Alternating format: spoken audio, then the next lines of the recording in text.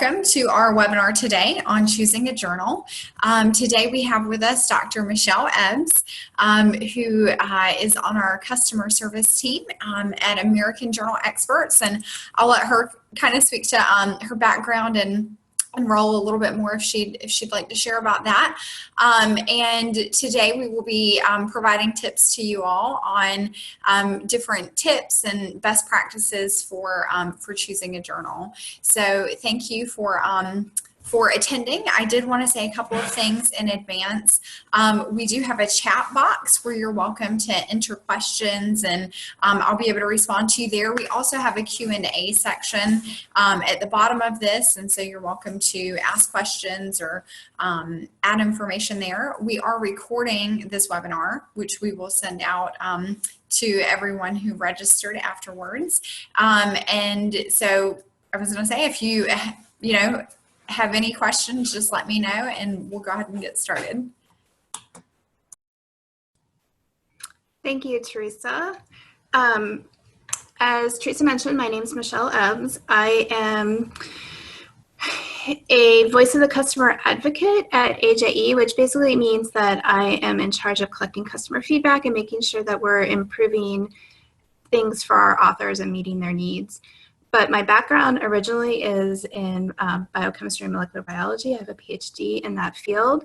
And I got my degree back in 2006 from Johns Hopkins University. So I'm going to go ahead and share my screen.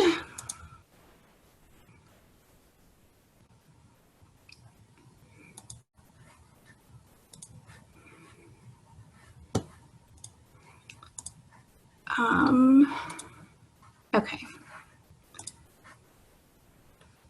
And we'll be focusing today on choosing the right journal for your research. To give you a little bit of background first, though, about American Journal Experts, or AJE, the company I work for. It was founded in 2004 by Shashi Mundari, and his father was a researcher who moved here to the United States to provide better for his family, and he really wanted to succeed as a researcher, and he really struggled being a non-native English speaker. And so Shashi founded AJE to help researchers share their research, and it wasn't just in the United States. He wanted to help researchers globally. Since 2004, AJE has supported over 500,000 manuscripts across almost 450 research fields, and we've done that through pre-publication services such as English editing, translation, and figure and manuscript formatting. We also offer services such as poster preparation, journal recommendation, and video abstracts for after your paper has been published. And I think what sets AJE apart and makes it unique is that we really are a bunch of researchers who have publication experience, who really want to help other researchers. Most of us have gone through some sort of advanced degree program. We have published, we've been through writing your thesis and trying to write grants. So we understand where our authors are coming from. We also partner with a wide variety of publishers, and we help their authors by providing these services such as editing and translation and formatting, but we also offer educational resources. For example, we partnered with American Geophysical Union, AJEU, to provide a webinar at one of their conferences. And then we also work with Cambridge University Press to provide author resources and education resources. So the primary goal of most researchers in academia and even in other settings is to publish, and to publish quickly. You want to get your research out there before it gets scooped so that you get credit for all your work.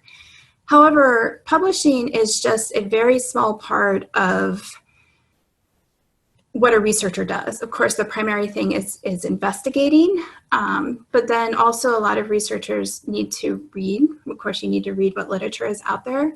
Some teach or mentor. You also sometimes present at conferences. You might be reviewing other people's articles. And one of the things that's not on here, of course, is writing and writing grants. So you may not have a lot of time to dedicate to publishing your work. And of course, every time you get rejected, it can cost you months of time. Not only do you sometimes have to rewrite your paper, you have to find another journal. And the actual average time from submission to acceptance is 188 days. And then from time of acceptance to publication is 175 days. So you're looking at almost a year just to get a paper published. So you really need to look and find a journal that fits your work the most closely and that is going to fit your needs so that you're not spending a lot of time going to journals that aren't a good match. So what I'm going to cover in this webinar is starting with some search tips on how to find a list of journals, then how to collect information about that journal and what type of metrics to look for, and then some tips on how to make that final decision on what journal to choose.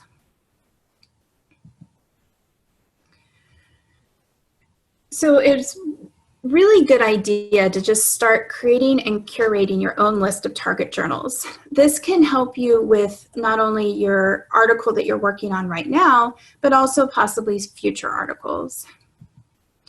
And so the basic strategy that I'll be covering is that you want to find articles that are similar to the ones you want to publish. So the reason for this is that if a journal has published an article similar to yours in the past, it's probably going to be very interested in publishing your article. So you want to then collect a list of journals that publish those articles. You want to research those journals, see what makes the most sense, and then prioritize that. What is going to be your first target? If you get rejected, what is going to be your second? There are a lot of search options out there. Here's a couple that I'm going to cover the pros and cons of. First of all, PubMed. One of the advantages of PubMed is it is all peer-reviewed journals that come up in the search. And it also has some advanced search capabilities so that that can help you narrow down your search and not get thousands and thousands of journals. However, PubMed is restricted to certain biomedical journals. And so if you're in physics or humanities, then PubMed is not probably the best choice for you. Another search engine is Jane, and it has some really easy interfaces to help you find the journals. But unfortunately, it does overlay on PubMed, so there's no extra journals. So again, if you're not in the biomedical fields, then you're probably not going to find a journal that you want in Jane. Google Scholar is really good because it covers so many journals, so many fields. It's not restricted like PubMed. And it's also really good at finding free versions of the articles. So they might link to a PDF that you can download and read. However, Google Scholar also includes a lot of gray literature. So this is literature that maybe has not been peer-reviewed yet. It might just be someone's website that they've thrown the article up on, and there is some junk out there too. So you do have to go through and see what is legitimate peer-reviewed journal articles. And finally, there's Journal Guide. This is was created by Research Square, which is the parent company of AJE. And the nice thing about Journal Guide is it does compare data across all fields. It's not restricted like PubMed. And it will also indicate whether a journal is in a major international index, such as like SciIndex. However, it does rely on third parties to come in and provide this information. So not all the information on all the journals is available.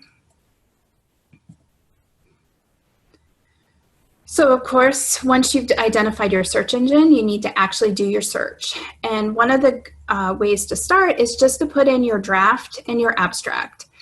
This will really help find a journal that might be interested in that topic. Another way to search is just to use keywords, but this is going to provide a much more general search. And here are just some examples of what a search would look like in Google Scholar and in PubMed. So then you want to collect all your hits into your list. So what are journals coming up that match your search, and probably create like a spreadsheet where you can collect all this journal information. So what are the journals, and then what are the information that you need about these journals? Of course, one possibility is that you'll end up getting lots and lots of journal hits out there. So some advanced search strategies are to actually use the advanced search option. Most of these search engines have that, and it will let you narrow down your search to, for example, the years.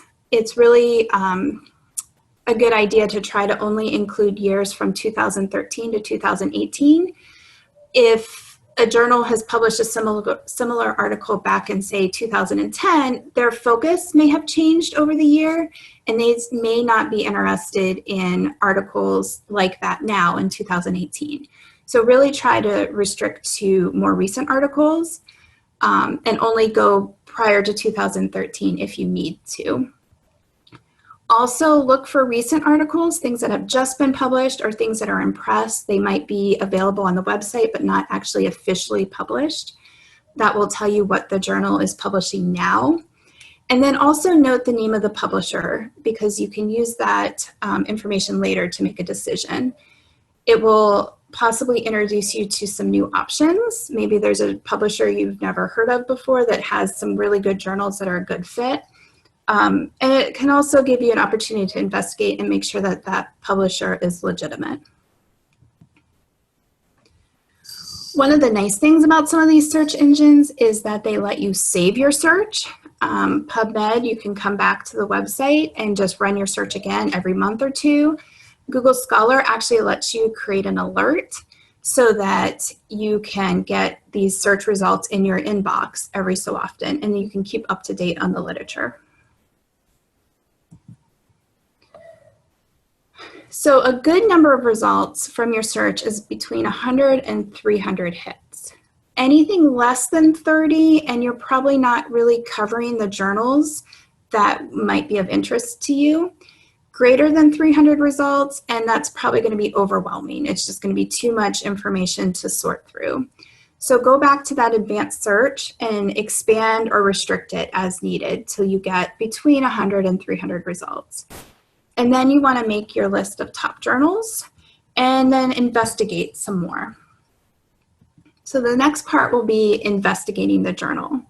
So how do you find out what journal is a really good fit for you? You now have this whole list of things of journals that might be interested in your article because they publish similar articles. Which one do you choose?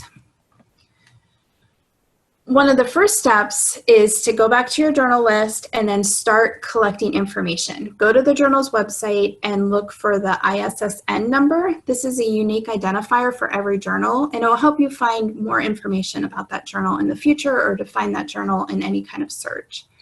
Also look for the publisher or affiliated societies. Again, the publisher will tell you if it's a reputable journal. You can also look and see if you are in any of these societies that are affiliated with that journal, because you might be able to get some kind of discount for publishing. Look for the contact information and include that in your list, because you might have questions. Publishing and submitting can be very complicated and very confusing, so you want to have that information handy to be able to contact the journal. Also look for the aims and scope of the journal. That is really going to be key in deciding if the journal is a good fit for you. And then also look at publication frequency. Some journals might only publish twice a year. Some journals might publish 24 times a year. And so if you're really in a hurry to get your paper out, and you see that a journal only publishes twice a year, then you have to take into consideration, well, when will my paper actually be published? You also then want to look for additional information that can help you make a more informed decision. So things like acceptance rate. Now, a lot of journals will not provide this information, but if you can find it, that might actually help you make a good decision on whether the journal, you have any chance of getting accepted by that journal. Also look at speed. Again, journals may not publish this, but sometimes you can figure it out by looking at the timestamps. Some articles will have the date that they were first submitted and then the date they were actually published. And you can figure out how long that time is. Is it a couple months? Is it a year? And that'll give you a good idea of how fast the journal is. Also look at cost. Some journals charge page fees, some charge publication fees, some charge for color images. So if cost is a important factor to you, make sure you're recording how much this journal will cost you. And then also look at open access policies. Is self-archiving allowed? Can you take your article and put it on your website to share with people? Also look and see if there is an option for full open access. A lot of funding agencies are requiring that articles are full open access. And so if your grant requires that your paper be published in an open access journal, you want to make sure that the journal you're targeting has open access as an option. Another great source of information is your colleagues. A lot of them have probably submitted to a variety of journals. They might have some good information to provide for you and let you know how it really is to submit to a specific journal. So just ask around. Ask your advisor or committee if you're a grad student. Ask your lab mates, especially if you're a postdoc. They might have some really good ideas, and also your collaborators. And then also just gather information from the global research community. There are a lot of websites out there that will provide this information.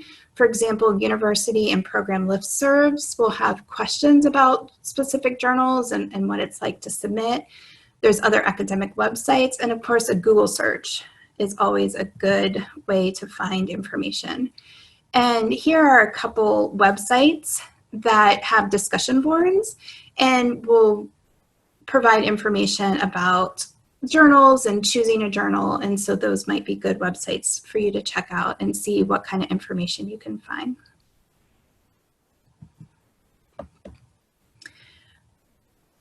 All of these websites and talking to your colleagues can all help you identify predatory journals. So these are journals that are only out to turn a profit. They don't really care about what papers they're publishing, and they're not going to help support the author and get their research out there. They just want the money the author will pay them. And unfortunately, there are a lot of questionable publishers springing up quite frequently, and they can actually be difficult to distinguish from legitimate new journals. So I have a list of some warning signs to be on the lookout for. Now, just to caution you, if you see one or two of these warning signs, it does not mean that the journal is a predatory journal. But if you see multiple ones of these, then you might start to question whether you really want to target that journal. So for example, if you see a publisher has launched a huge number of journals all at one time, and that there's not a lot of content, that might be a clue that they're just trying to get as much money as possible from as many fields as possible. Also, if you see that issues are late or skipped, this is a pretty big red flag, because for a journal to be indexed in a lot of the search engines, they need to have their issues on time. That is something SciIndex looks for. And so it's possible this journal will never be indexed if they're consistently late or skipped. Another red flag is to look and see if a journal claims affiliation with a country or region that is different from its actual location. So for example, if a journal says it's the British Journal of Psychiatry, but you look and see that the publisher is actually somewhere in South America or somewhere in Africa, it may not be an actual good journal. Another thing to look at for is what type of shape are the titles and abstracts in? Are you seeing errors? Are you seeing misspellings of maybe a species name through multiple articles. This is a clue that no one is reading these articles very, very carefully, because the title and abstract is the first thing a journal editor is going to look at. It's the first thing a reviewer is going to look at. It's the first thing a reader is going to look at. So those two things need to be in really, really good shape. And if you're finding errors, then probably no one's paying attention to these articles. The last red flag I'm going to cover is that if you see the editorial board is coming soon, you really want to be able to know who is making the decision about what is getting published in a journal. And so you want to be able to go to that editorial board and look for either names you recognize, maybe people who are in your field, or be able to find those names and look them up and see where they're publishing. So the editorial board is coming soon is not the best practice for a journal.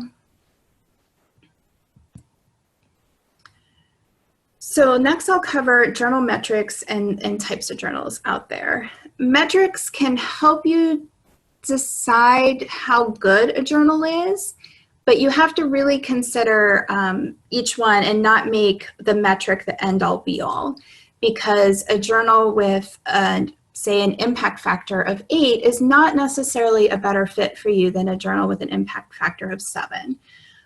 So pay attention to the metrics, but don't make your decision on the journal from that sole factor. So some of the metrics that are available are the journal impact factor. This one is done by Clarivate Analytics, and basically it just measures the average number of citations per published article. So the higher the impact factor, it means the more articles are getting cited. There is SNP. This one is done by Scopus and Elsevier, and it actually takes into account the citation habits of a journal's field. So some journals or some fields will be more likely to cite a bunch of articles and be cited more often, whereas other fields maybe don't cite as often. And so this metric allows you to compare citations across all fields, not just one field. The eigenfactor measures the total impact of articles in a journal. And so it will actually weight the score based on the impact of a journal in the field.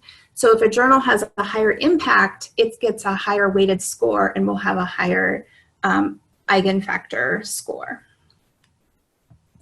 And finally, there's the H-index. The H-index was originally an author metric, but is now being used as a journal metric. And basically, it assesses the overall productivity of a journal combined with impact. And so if you see an H-index score of, say, 30, that means that at least 30 articles from that journal were cited 30 times that year. And this is on a yearly basis.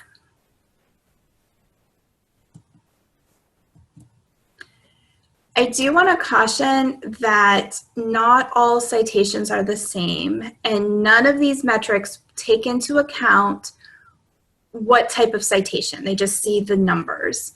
Because a citation could be positive, which is what you want, but it could also be just a filler. Someone was told, hey, you need to cite this paper, and so they just stick it in their article. Or it could be a negative. Maybe the article is citing that paper to say, hey, this paper has a bunch of errors. I'm going to prove that it's wrong.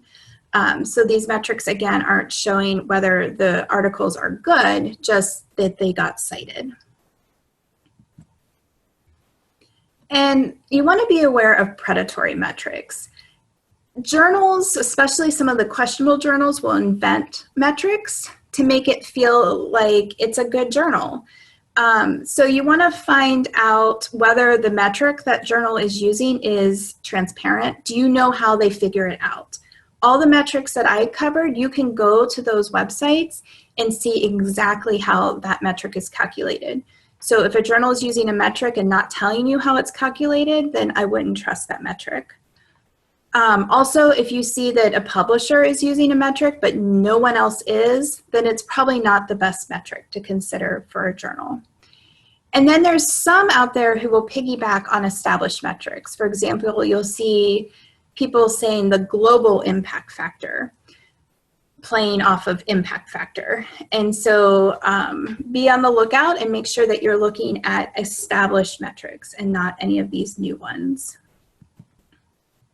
Also, don't take a journal's word for their metric. Go to the website. So if you see a journal list an impact factor, go to Claravit and look and see what is that journal's actual impact factor. And so here are some websites. You can actually look at Scopus as well.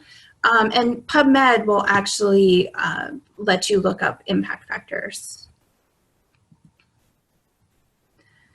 So the last part of my talk is just trying to make that final decision. Starting with a high impact factor, of course, that is the dream, to be published in the highest impact factor journal possible. That gives you that stronger stamp of approval. It might help with promotions and graduation and your next job. But not every article can be published in the highest impact factor journal. And so there is a high risk of rejection and losing time. So some of the things to consider when you're looking at that high impact factor journal: is it more important to get the research out quickly, or do you want to maximize the prestige of the journal? If you can take your time and hit that highest journal, then maybe it's worthwhile to really aim high and take the time and see if you can get accepted. If you have to graduate, or you're just trying to get this research out as quickly as possible, then you might want to go for a lower impact factor where you're more likely to get the paper published on that first try. Also consider, is the paper from a project that is the primary focus of your lab, or a side project, something that was just, oh, let's see what happens. Because you might want to make the primary focus research be published in higher impact factor journals, and your side projects just published. Let's get it out here and get the information to the research community. Another type of journal to consider is the multidisciplinary journal. These are good journals if you're looking to reach more readers and have a broader impact on research outside of your narrow field. With more readers, there's the possibility for more citations and more people talking about your paper, which is probably very beneficial. But you do need to consider that you will have to make sure that your paper appeals to a broad audience. You're going to have to explain a lot more background about why you did your research. And if you've already submitted your paper to a journal and now you're looking for a second journal, you might have to actually rewrite your entire paper to appeal to a multidisciplinary journal. So again, consider, is that broad, lots of reader impact what you need, or is a smaller, narrow field better? And then another thing to consider is actually, can you explain your research so that someone in a multidisciplinary field would understand it? There's definitely times where it's really better to go for a very specific field because those are the people who are going to understand what you're doing. Of course, the opposite of a multidisciplinary journal is the specialized journal. Now, these are going to have fewer submissions because you're competing with this very specialized group of researchers. So there is the chance of a higher chance of acceptance. However, there's a possibility that you will end up walling your research off. So only maybe specialists will be reading your paper. But I think this is less of a concern.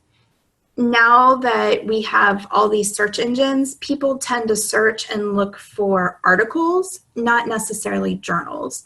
And so there is the possibility that if you publish in one of these specialized journals, that your article will be found by other researchers outside your field.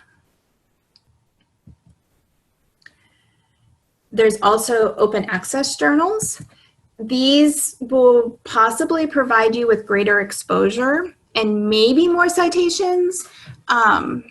Definitely anyone could look at the journal if it's open access, and anyone could look at your article. There has been some research that shows really publishing in an open access journal versus something behind a paywall doesn't really give you more citations. So it seems that enough people have access to the papers behind paywalls that it's not going to influence citations. One thing though to consider about open access journals is they may not be the most prestigious journal in your field. So again, if you're just trying to get a side project out and publish quickly, this is probably a really good choice. But if you're really going for prestige, maybe this isn't the type of journal you need. Unfortunately, with open access, because there is that fee up front to publish your paper, there is the chance of running into some questionable publishers. Some other things to consider, again, as I already mentioned, is getting the research accepted quickly, really important. And then will your information be visible enough to the field? Sorry, I see that that's out of order. I apologize. So for open access, you really want to consider also, is open access a motivator for you? Do you care that your paper can be read by anyone, even, you know, high school students, college students, people who don't have access to a university? Or does it not really matter to you? Does your grant not require open access? Is it okay with that researchers with subscriptions are the only ones who see your work? The last type of journal I'm going to talk about are megajournals. Basically, megajournals are the type of journal that will review for the soundness of your research results and how you interpret those results, but they don't care about the impact or how sexy your paper is or if it's interesting enough. So they are just looking at, is this good science? These megajournals will have a very broad subject scope. They'll cover a lot of different information, and they basically will publish any and all articles. Some examples are PLOS One and Scientific Reports, and you can see that when they were established back in 2007, up to, this is just goes to 2013, that how much the number of articles they've published has increased, and this number has just continued to grow over the last 5 years. So there are some benefits and risks of a megajournal. One is that there are a lot of them focused really on the rigor of the research. Is the research really, really good? So you don't have to necessarily worry about, is it interesting? Just, did I do my research well? And it is a very fast and easy way to publication, though as the number of articles submitted to these type of journals increased, the time to publication has increased as well, because these journals just don't have enough resources to review all the articles, make sure they're sound, and then make a decision on whether to publish. So it is taking longer and longer to publish in these journals. But if your research is sound, then you're probably not going to have to worry too much about getting rejected and having to find another journal. I know one of the things that was most frustrating for me with one of my papers is the reviewers would come back and say, this is great research, you did an excellent job, but we're just not interested in it. And so it's like, how do you respond to that? How do you decide what to do because someone just doesn't find it interesting? So megajournal is definitely a possibility. However, there is some more effort on your part because the journal will require you to do a lot more to your article. One is making sure the language is very good. A lot of these journals may not offer copy editing at the end. You are the one who are going to have to go out and make sure your paper is read post-publication. These journals don't really do a lot of marketing of the articles. And because there's thousands of articles, yours might get hidden within those articles. So you really are going to have to go out and broadcast and say, hey, look what I published, to get people to read it. And to demonstrate the value of your paper without relying on that brand of whatever journal name it is. So then, of course, you have to make your final decision. So go back and weigh the pros and cons for each journal. You know, is open access really important? Maybe that will move your journal up on the list. Is publishing fast really important? Then that'll move some journals up on your list. And then you make an order. Start with journal 1. Make sure that that is the one where you're going to have the best chance and it meets all your needs. And then hopefully it gets reviewed and accepted. If it does not, then you can go ahead and move down on your list. But just keep in mind that best fit is not the only thing that affects your paper's chances.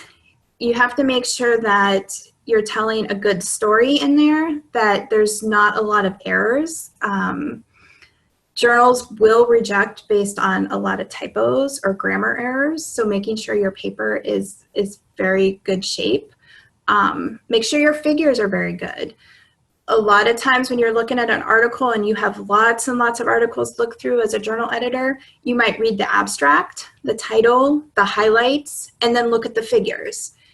If that all looks good, then you might be more interested in looking further into the paper. If the abstract is poor or the figures are poor, then that's more likely to just lead to an outright rejection. And then also make sure you're writing an effective cover letter. Sell your papers. Tell that journal exactly why your paper is what they are looking for.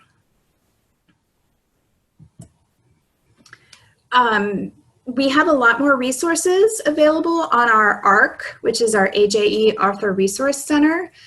Here's a couple that you guys might be interested in. One is why choosing a journal early in the research process is important. So, you know, choosing a journal before you even write the paper might make sense. We also have some articles on understanding publication fees and then how to identify questionable journals, as well as a lot of other resources. Additionally, AJE has started offering a journal recommendation service.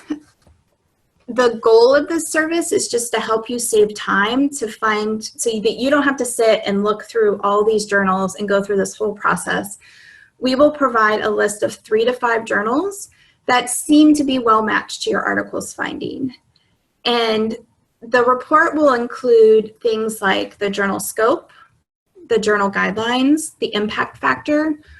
If there's a geographic focus, some journals are focused very much on a certain region. So is this journal that case?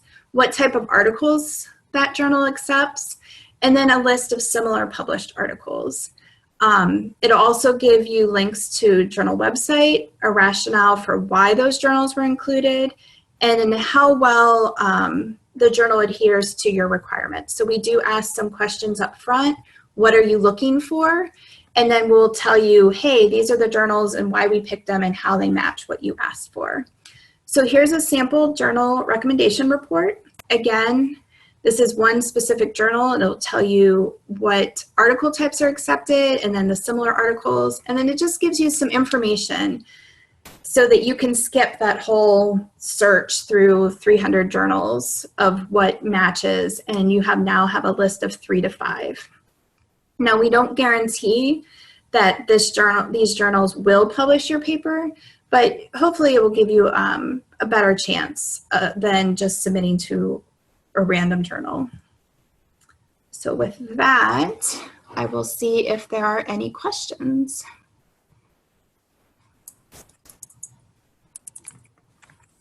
Great, thank you so much. Michelle, would you like to go through and choose the questions, or would you like me to pull some out for you? Go ahead and pull some out. Okay, perfect. Perfect. So, so one of the questions that we received, this person asks, when just starting out, does impact factor really matter, or is it fine as long as the journal is indexed properly? Do you have any thoughts or opinion on that? That's a hard one, because when I was in grad school, we really did care about trying to get the best journal. And I don't know if that's just the grad school I was at that made a huge difference, but I know that my PI, my advisor, was really focused on the best impact factor.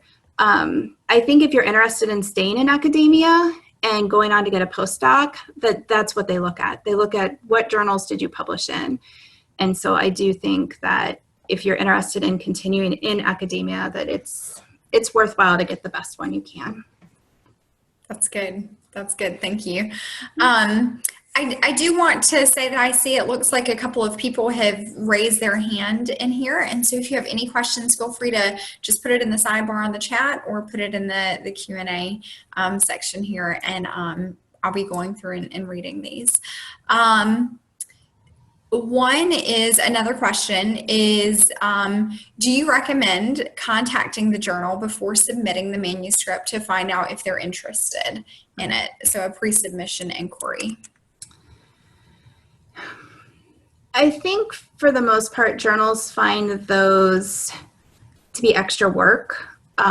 They really prefer you to look at the aims and scopes, and they're already overwhelmed by so many articles that unless it's a call for articles, it's probably best to just go through the submission process and follow all their guidelines. Make sure that you have done everything they've asked, and that will be much more likely to have your paper considered instead of outright rejected.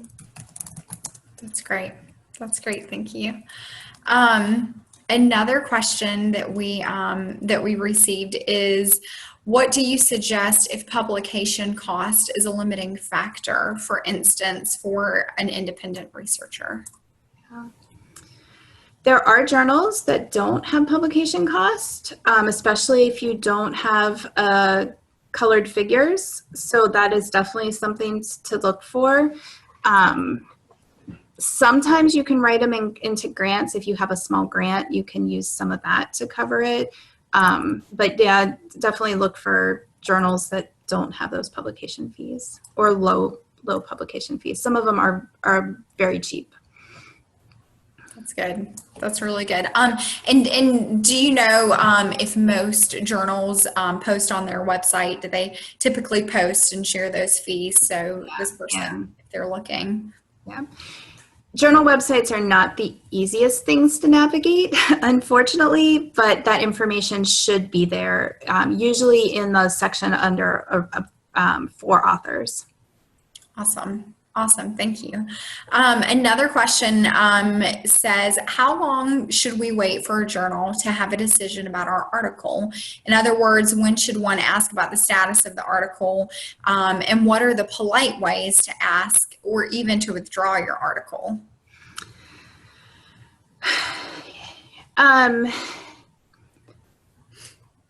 So that does vary from journal to journal. Some of them are slow. So poking them every 2 weeks is not going to be viewed very highly. I would say I'd at least give them a month, sometimes as much as 2 months. I'm not thinking off the top of my head how to phrase that. We do have authors come to us and ask those questions, and we have templates that we have sent out to authors. I'm just not thinking of the wording right now. But basically, you can just say, hey, I submitted my article on this date. Make sure you include the submission ID or whatever information the journal gave you so that they can easily find your article. Mm-hmm. And then just say, hey, I haven't heard back. I feel like I should have by now. Can you tell me the status? So something just really short and simple. And give them a couple days to write back. They're not going to respond probably within 24 hours, but I would give them at least a week to respond to that email. That's good. That's really good. We do, and this is, I think, probably timely with the release of the impact factor report, but this person asks, how can you predict the impact factor of the journal? For example, my paper was accepted by a journal. At that time, the impact factor was more than 4. But 1 year later, the journal went down to only 3.6. Mm-hmm. They said that it influences their job searching. So they'd love to learn any tips about how, if there are tips to kind of predict or project the they'd be interested? That I'm sorry, I don't have an answer for. There might be, I love Google searches, maybe checking out a search on how to predict, but I really don't think that's known. Some of the journal impact factors, like when I was in academia talking to people, it just seemed sort of a mystery. I think part of it is getting out there and promoting your article. You know, if you can share it on your website, if you can, we do like I mentioned, the video abstracts, somehow getting people to notice your article, that can help increase the citations. And that might actually be more important than end up being more important than the journal impact factor. That's good. That's really good. And that actually is kind of a great segue. This person says, what is your opinion about new journals that don't yet have an impact factor, yet the publisher is confident? Do you have any thoughts on that? So when PLOS Biology, this will date me a little bit, when PLOS Biology first came out, my advisor and I did a long discussion about, should we do this? You know, there's no impact factor, there's nothing, but we felt like it would end up being a good journal, and we decided it was worth it.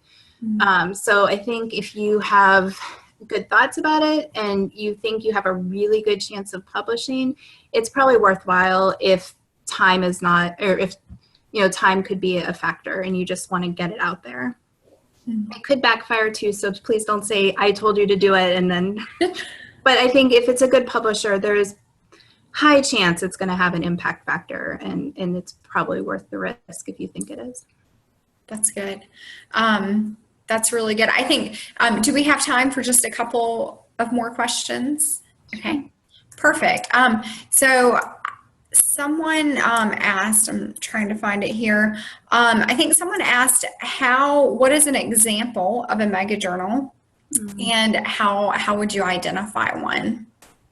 So megajournals are the sound science, another term is sound science journals. So basically they don't care how interesting your stuff is, just did you do a good job? And so PLOS One, of course, is the main megajournal out there. Scientific Reports is another, that one's done by Nature. And there's more, there's a ton of them now. You know, PLOS One was like, oh, no one wants to publish there. And now you look at how many articles are published there. So publishers are publishing more. I'm just not thinking of any more off the top of my head. But again, it's something you're looking for where their description is, did you do a good job? Mm-hmm. Is this real science? That's a megajournal. That's good. That's really good. And that's an important, you know, differentiation there. And, you know, and if authors are interested in that, it's really helpful. Another person asked, is it better to always publish in the same publisher? Are there better odds in publishing if you always approach the same one? I honestly don't know. I think if you're going with the same publisher, you probably have a good idea of what format they like, what their timeline is like. So there's some advantages there, just going with someone you know. And I've attended a few meetings with journals, and they really do like authors coming back to them, and they talk about how can we get authors to come back to us. Mm-hmm. But when I was doing research, we didn't care about the publisher, we cared about the journal and the impact factor. So I'm not necessarily sure if there are advantages. I think it probably depends on what your goal is. Are you going to try to publish quickly? Maybe the same publisher is an advantage. If you're trying to go for the most prestigious, then it's whatever publisher is the most prestigious. That's good. And that kind of leads to what I'll have as our final question. This person says sometimes the research and publication process is really long. And by the time that a manuscript is reviewed, the research is obsolete, you know, no longer interesting, or perhaps someone did the same research already. So do you think it's important to publish quickly, you know, in maybe smaller journals, or do you think that it's okay to take your time with it and try to send it to a better journal? Again, I think that's what your career goal is. If you really plan on staying in academia, trying to go for the higher journal is better. When I was in grad school, we were competing with another lab, like trying to publish this new discovery as fast as possible, and we got scooped twice. But we were still able, even though we didn't get the Nature paper, we were able to get a second tier journal paper. And so that still looked really, really good on our resumes. It helped us get postdocs. So I think if you have confidence in your research and you think it's really good, you know, I think it's worthwhile to try for the best one. If academia is not where you're staying and you just need to publish to get out of there, then I would publish quickly and go for the lower impact journals. That's good. That's really helpful to you know, consider the end goal and what your ultimate objective is. It may not look the same for every person. So I think that's really useful. It's so competitive in academia anymore that any tiny advantage you can get of a good journal will help. That's really helpful. No, that's really good. Thank you for sharing your experience and your perspective in that. And then I was going to say, before we wrap up, I did see that we had a couple of questions from people who were looking for more information about our journal recommendation service. And I was just going to mention, and Michelle, if you have anything to add, but wanted to mention that we do have information about that on our website at AJE.com. Under our services menu bar, we have our journal recommendation service. And again, that is where, you know, if you elect to use that service, you receive 3 to 5 reports. And so I think there's a request form just to fill out if you're interested to be able to submit that. So if you are interested in that, feel free to submit that there. And then the other question that I saw that a couple of people had a question about was actually specifically about our tool journal guide, which, as Michelle mentioned, was developed and is managed by our parent company, Research Square. And so if you have any questions, I think I saw one about being able to add a journal, you know, to that. If you have any questions about that, I believe the correct place to send those questions would be at contact@researchsquare.com. But if you just go to researchsquare.com or just search for journal guide, you'll be able to find that information on that website as well. So I don't know if you had anything to add to either one of those, Dr. Ebbs, or?